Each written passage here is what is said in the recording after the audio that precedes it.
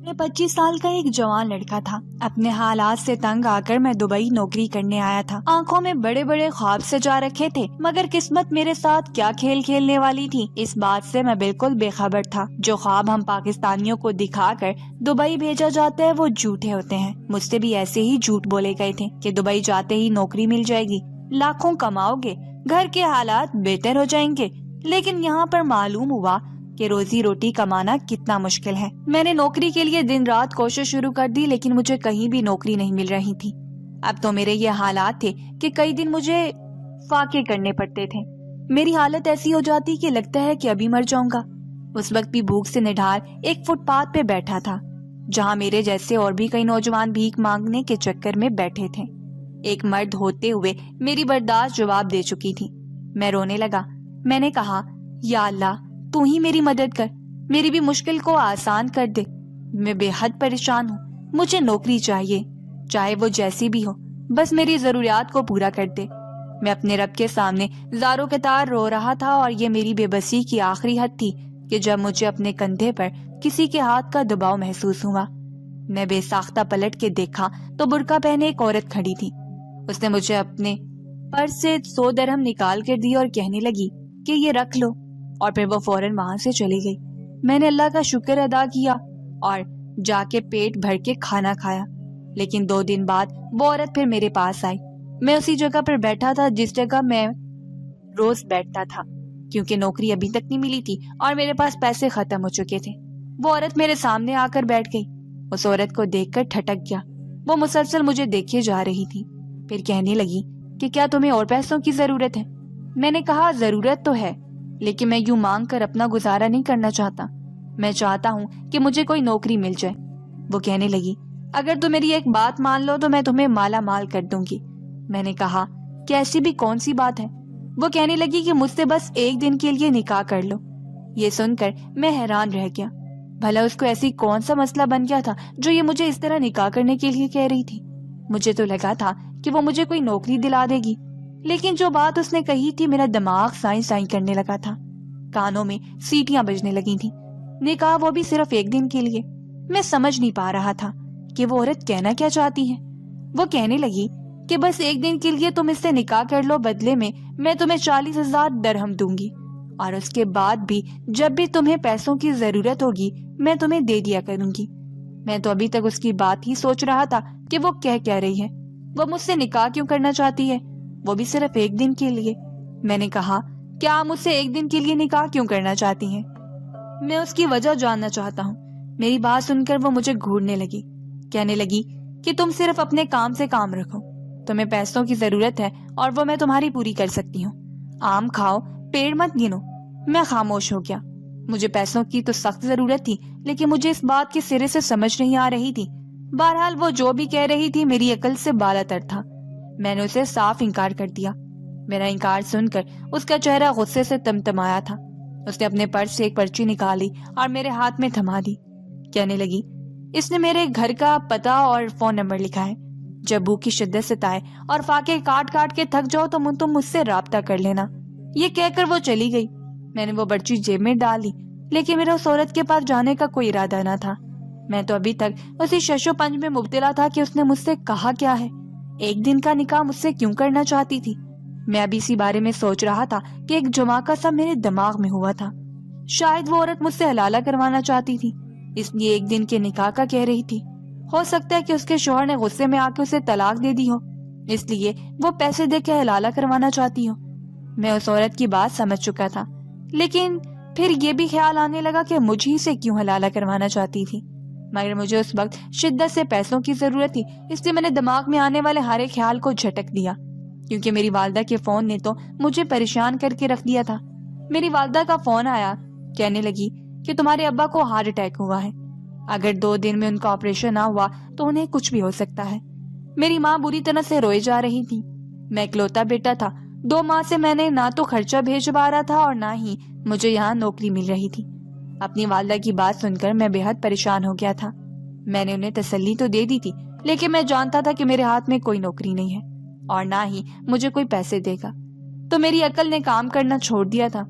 उस वक्त तो यही था कि कुछ भी कोई भी काम मिल जाए और मैं अपने वालिदैन को पैसे भेज दूं। ना जाने क्यों, लेकिन मैंने अपनी जेब से वो पर्ची निकाली और उस अरबी औरत के लिखे हुए पत्ते पर पहुंच गया। मैंने उसके बंगले के दरवाजे पर दस्तक दी तो चौकीदार ने दरवाजा खोला। कहने लगा, किससे मिलना है? उस पर्ची पर उस औरत का नाम लिखा था। मैंने कहा कि मुझे आलिया मैडम से मिलना है। उसने मुझे सर से पैर तक देखा। कहने लगा कि यहीं रुको, मैं पूछता हूँ। फिर उसने मेरा नाम पूछा और अंदर चला गया। थोड़ी देर बाद मुझे हैरत का झटका उस वक्त लगा जब चौकीदार के साथ अरबी औरत भी बाहर तक आई थी।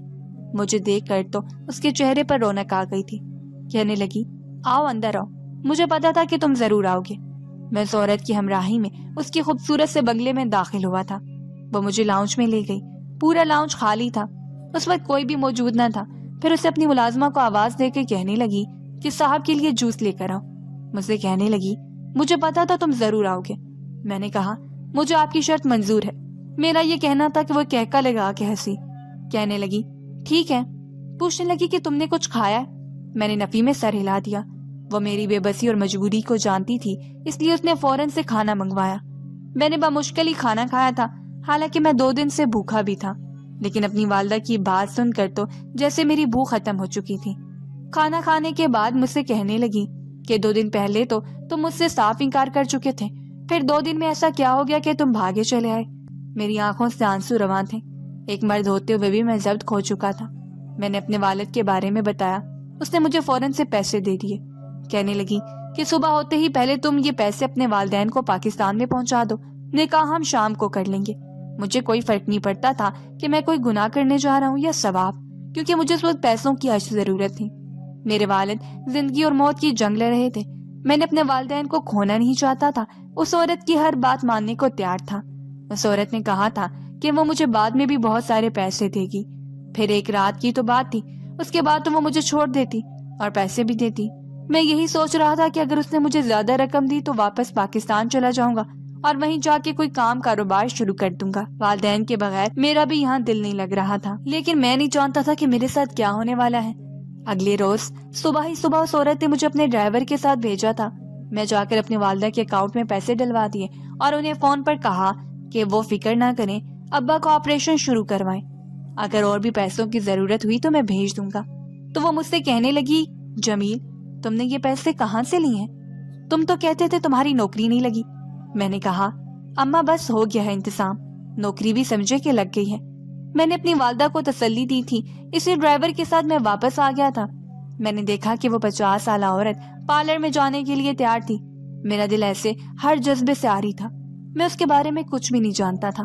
मैं ये जानता था कि वो मुझसे बस एक रात के लिए ही निकाह करना चाहती है और उसके बदले मुझे ठीक ठाक पैसे भी देने को तैयार है। ना तो मुझे उसके बंगले में कोई मर्द ऐसा नजर आया जिससे मैं ये समझ सकता कि उसका शौहर भी वहां मौजूद है और वह मुझसे हलाला करना चाहती है। मेरे लिए वो औरत अब तक एक पहेली थी जिसके बारे में मैं कुछ भी नहीं जानता था। शाम तक जैसे जैसे निकाह का वक्त करीब हो रहा था, मेरा दिल बेचैन था। बेशक ये मेरी दिली ख्वाहिश नहीं थी, मेरी मजबूरी थी, लेकिन ना जाने क्यों मुझे किसी गड़बड़ का एहसास हो रहा था। मेरी छठी हिस्स बहुत तेज थी जो मुझे उस वक्त किसी अनहोनी का एहसास दिला रही थी। हर हाल में पैसे मैं ले चुका था, इसलिए इनकार नहीं कर सकता था, सवाल ही नहीं पैदा होता था। मैंने उस औरत से निकाह कर लिया। वो बेहद खुश थी, लेकिन हैरत मुझे उस वक्त हुई जब मैं कमरे में गया तो वो दुल्हन के लिबास में ना थी, बल्कि बड़ा बेबाक सा आरामदेह लिबास पहना था। ये जानते हुए भी कि वो मेरी बीवी है, मगर उसके बावजूद मेरी नजरें उसके वजूद से हट चुकी थी। मैं सटपटा के उसको देखने लगा। वो उस वक्त ड्रेसिंग टेबल के सामने खड़ी थी और अपने बालों को शानों पर डाले उनमें ब्रश कर रही थी। मुझे देखकर उसके चेहरे पे मुस्कुराहट सी फैली। फिर कहने लगी कि वहां क्यों खड़े हो, आओ बैठो, ये तुम्हारा ही तो कमरा है, अब से तुमने यहीं रहना है। मैं हिचकिचाते हुए चलता हुआ आया और बिस्तर पर बैठ गया। उसके चेहरे पर तो रवायती दिखने वाला वो रूप भी ना था, ना ही वो मुझे दुल्हन की तरह तैयार मिली थी, बल्कि बालों में ब्रश करके बिस्तर की दूसरी जानब आकर बैठ गई। फिर कहने लगी कि कल कुछ मेहमान तुमसे मिलने के लिए आएंगे, उनके साथ अच्छे से पेश आना, वो बड़े ही खास लोग हैं और मेरे शौहर से मिलना चाहते हैं। मुझे थोड़ी हिचकिचाहट सी हुई। मैं उससे कहने लगा कि कहा मैं गरीब सा आम लड़का, मुझे ढंग से बात करना भी नहीं आता, मेरे मुंह में तो जबान ना होने के बराबर है, फिर भला मैं उन बड़े लोगों के सामने वैसे कोई बात कर सकूंगा। ये सुनकर आलिया के चेहरे पर मुस्कुराहट फैली। कहने लगी कि तुम उसकी फिक्र मत करो, اس کا علاج بھی میرے پاس ہے۔ تب بھی اس نے اپنے سائڈ ٹیبل کے دراز سے ایک ڈبیا نکالی اور ایک چھوٹی سی گولی نکال کر مجھے دے دی۔ کہنے لگی کہ یہ کھا لو۔ میں حیرت سے سوچ دوائی کو دیکھنے لگا۔ کہنے لگا کہ یہ کس لیے ہے؟ مجھے تو کوئی بیماری نہیں۔ وہ کہنے لگی کہ اس کو کھانے سے خود اعتمادی آتی ہے۔ اس کے بعد سنی تو میں بڑا حیران ہوا، مگر یوں انکار بھی نہیں کر سکتا تھا۔ میں نے فوراً وہ گولی لی اور پانی کے ساتھ نکل لیا۔ وہ کتنی ہی دیر مجھ سے باتیں کرتی رہی، مگر مجھے نیند آنے لگی تھی۔ میں مزید اس سے باتیں نہ کر پایا اور یوں ہی نیند دراز بیٹھا ہوا سو گیا۔ جب میری آنکھ کھلی تو گھڑی پر 1 بج رہا تھا۔ میں نے سوچا کہ شاید رات کا 1 ہے، مگر جب کھڑکی سے آتی روشنی پر نظر پڑی تو وہ بخلا کے اٹھ بیٹھا، کیونکہ یہ دن کے 1 بج رہے تھے۔ مجھے حیرت ہوئی تھی، آخر میں اتنی دیر تک کیسے سویا رہا؟ میرے پورے وجود میں درد کی ٹیسیں اٹھ رہی تھی۔ ایک عجیب سے درد نے مجھے اپنے شکنجے میں لے رکھا تھا۔ دماغ اس قدر وزنی تھا کہ مجھ سے بیٹھنے بھی نہ ہوا۔ ابھی مجھے ہی بوجھل دماغ پکڑے بیٹھا تھا کہ جب کمرے کا دروازہ ایک جھٹکے سے کھلا۔ عالیہ کمرے میں داخل ہوئی تھی۔ اس کا چہرہ سرخ ہو رہا تھا۔ کہنے لگی کہ میں نے تمہیں کہا بھی تھا آج میری کچھ دوستیں تم سے ملنے کے لیے آنے والی ہیں، مگر تم تو ایسے گھوڑے بیچ کر سوئے جیسے اٹھنا ہی نہ ہو۔ وہ مجھ سے ناراضگی کا اظہار کر رہی تھی، جبکہ میں حیرت سے اس کا چہرہ دیکھ رہا تھا۔ مجھے تو یہ بھی نہیں پتا تھا کہ کوئی مجھے جگانے کے لیے اس کمرے میں آیا۔ حیرت کی بات تھی، ورنہ آج سے پہلے تو میں کبھی بھی اس طرح سے نہیں سویا تھا۔ خیر میں نے اسے خراب طبیعت کے بارے میں بتایا تو وہ تھوڑی فکر مند سی نظر آنے لگی۔ کہنے لگی فکر مت کرو، میں بھی تمہارے لیے گرم گرم دودھ بھیجتی ہوں، ساتھ دوائی بھی، تم بہت بہتر محسوس کرو گے۔ میں نے اس کی بات میں ہاں میں سر ہلا دیا۔ کچھ دیر بعد ملازمہ میرے لیے اور دوا لے کر آئی، جسے کھاتے ہی ایک مرتبہ پھر مجھے نیند سی آنے لگی۔ میں اپنے بستر پہ لیٹا تھا، مگر اس کے باوجود مجھے ہر منظر دو دلیا نظر آ رہا تھا۔ ایسا لگ رہا تھا جیسے میں نے نشہ کر رکھا ہو۔ مجھے چکر اور جی متلانے لگا تھا۔ میں دوبارہ بستر پر گر چکا تھا۔ اس کے بعد میں کتنی دیر نیند کی وادیوں میں گم رہا، مجھے کچھ خبر نہ ہوئی۔ جب میری آنکھ کھلی تو میں لحاف میں لیٹا ہوا تھا، جبکہ میری بیوی عالیہ میرے پہلو میں ہی لیٹی تھی۔ میں فوراً ہڑبڑا کر اٹھ بیٹھا، مگر چکر اس قدر شدید تھے کہ میرا ہاتھ سائڈ ٹیبل پر رکھے ہوئے لیپ سے لگا اور وہ گر کے ٹوٹ گیا۔ شور کی آواز سن کر عالیہ اٹھ چکی تھی۔ وہ پریشانی سے میری جانب دیکھنے لگی اور مجھے پکڑ کر دوبارہ بستر پر بٹھا دیا۔ میں اسے اپنی حالت کے بارے میں بتانے لگا۔ آج سے پہلے میرے ساتھ ایسا کبھی بھی نہیں ہوا تھا، مگر وہ کہنے لگی کہ فکر مت کرو، اکثر ایسا ہو جاتا ہے۔ اس نے مجھ سے جو وعدہ کیا تھا وہ مجھے پیسے دے چکی تھی، اس لیے میں یہاں سے بھاگنا بھی نہیں چاہتا تھا، کیونکہ میں اپنے وعدے سے پھرنا نہیں چاہتا تھا۔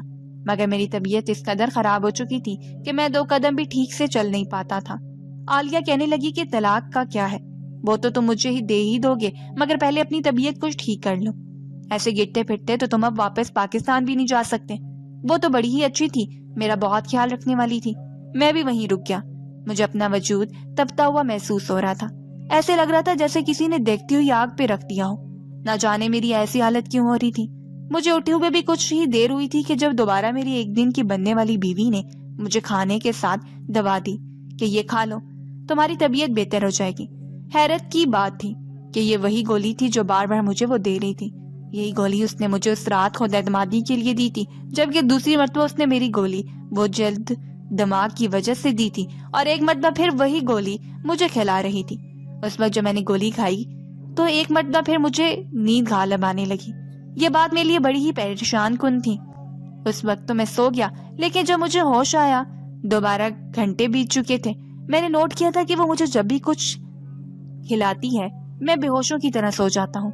کچھ نہ کچھ تو گڑبڑ ضرور تھی، کہیں سے میرے ساتھ کچھ غلط تو نہیں کری تھی۔ میں ہی سوچوں میں گم تھا۔ میری صحت تو دن بدن گرتی ہی چلی جا رہی تھی، وہی میرا چہرہ بھی زرد ہو چکا تھا۔ کوئی بھی پہچان نہیں سکتا تھا کہ میں وہی خوبصورت پرکشش سا نوجوان چند ہی روز میں ایسے ہو گیا تھا جیسے چاند کو گرہن لگ چکا ہو۔ اس رات جب میں لیٹا اور بیوی نے مجھے وہ گولی کھانے کو دی تو میں نے وہ گولی اپنی زبان کے نیچے رکھ لی، مگر حلق میں نہ نکلی۔ وہ رکھنے کے بعد میں جان بوجھ کر سونے کا ناٹک کرنے لگا اور پھر اپنے بستر پر آ کر لیٹ گیا۔ میں ہوش میں تھا۔ تبھی کچھ دیر بعد عالیہ مجھے آوازیں دینے لگی، مگر میں نے اس کی کسی بات کا کوئی جواب نہ دیا۔ جب اسے یہ کنفرم ہو گیا کہ میں بے ہوش ہو چکا ہوں، اس نے کمرے میں ایک عورت کو بلوایا تھا۔ اس کی آواز میرے کان تک پہنچی، میرے ہوش اڑ چکے تھے۔ وہ کہنے لگی کہ میڈم جی میں تو ماں بن جاؤں گی، خدا نہ خواستہ اگر اس سے بھی مجھے اولاد نہ ہوئی تو میرا گھر برباد ہو جائے گا۔ میرا شوہر تو بانجھ ہے اور ساس بار بار وارث کی ڈیمانڈ کر رہی ہے۔ عالیہ کہنے لگی کہ تم فکر ہی مت کرو۔ بدلے میں اس نے مجھ سے کئی درہم لیے تھے اور پھر وہ عورت میرے پاس کمرے میں آ چکی تھی۔ میں نے تو وہم و گمان بھی نہیں تھا کہ عورت میرے ساتھ اس طرح کا سلوک کرے گی۔ میرا جسم بیچ رہی تھی۔ جن خواتین کے شوہر بانج تھے انہیں یہ یہاں پہ لا رہی تھی۔ وہ میرے ساتھ غلط رشتہ قائم کر کے حاملہ ہو رہی تھی۔ کتنی ہی دیر تک تو میں سکتے کی کیفیت میں رہا۔ میرے ذہن میں آندیاں چل رہی تھی، کیسے کیسے گھناؤنے کاروبار لوگوں نے بنا رکھے تھے۔ وہ عورت بانج عورتوں سے لاکھوں پیسے وصول کرتی تھی اور مجھے جیسے نوجوان لڑکوں کو بسا کر ہر رات اس سے اپنا کام نکلواتی تھی۔ میرا دل تو کیا کہ یہاں سے بھاگ جاؤں، مگر مجھے ڈر تھا کہ اس عورت کے یہاں پر اچھے خاصے لوگوں سے تعلقات تھے۔ میں خاموشی سے لیٹا رہا۔ اگلی صبح سو کر اٹھا تو اب میرے دل میں مزید پیسہ کمانے کی لالچ پیدا ہو چکی تھی۔ پیسہ کمبخت چیز ہی ایسی ہے۔ اگلے روز میں نے کھل کر عالیہ سے بات کی اور اسے بتایا کہ مجھے سب پتہ چل چکا ہے، تو اس کا رنگ اڑ گیا۔ میں نے کہا، دیکھو تم نے مجھے جو پیسے دی ہیں وہ بہت معمولی ہیں ان پیسوں کے سامنے جو تم ان عورتوں سے وصول کر رہی ہو جو بانج ہیں اور کسی نہ کسی طرح اپنا گھر بچانے کی کوشش میں لگی ہوئی ہیں۔ اگر تم 50% کے حساب سے میرے ساتھ ایگریمنٹ کرو تو میں تمہارا ساتھ دوں گا۔ وہ کچھ دیر سوچنے کے بعد مان گئی۔ اگلے کئی مہینے ہمارا یہ کام خوب چلتا رہا، مگر میری صحت کا یہ حال ہو گیا تھا کہ اب مجھ سے ٹھیک سے چلا بھی نہیں جاتا تھا۔ میں جو 25 سال کا خوبصورت نوجوان تھا اب 40 کا لگنے لگا تھا۔ میں نے واپس پاکستان جانے کا فیصلہ کر لیا کیونکہ اب میرے پاس 2.5 لاکھ درہم جمع ہو چکے تھے۔ واپس آ کر میں نے دوبارہ دبئی جانے سے توبہ کر لی۔ 6 مہینے مکمل ریسٹ کیا، تب جا کر میری کچھ صحت ٹھیک ہوئی۔ میں نے کپڑے کا کاروبار شروع کیا اور دنوں میں میرا کاروبار خوب چلنے لگا۔ میں نے جو کیا وہ ٹھیک تھا یا غلط مجھے نہیں پتا، مگر وہ سب میں نے پلان بنا کر نہیں کیا تھا۔ شاید قسمت کو یہی منظور تھا۔ واپس آ کر میری ماں نے میری شادی کر دی۔ آج میرے 4 بچے ہیں جن کے اچھے مستقبل کے لیے میں دن رات کوشش کر رہا ہوں تاکہ میری طرح ان کو کبھی دبئی کی خاک نہ چھاننی پڑے۔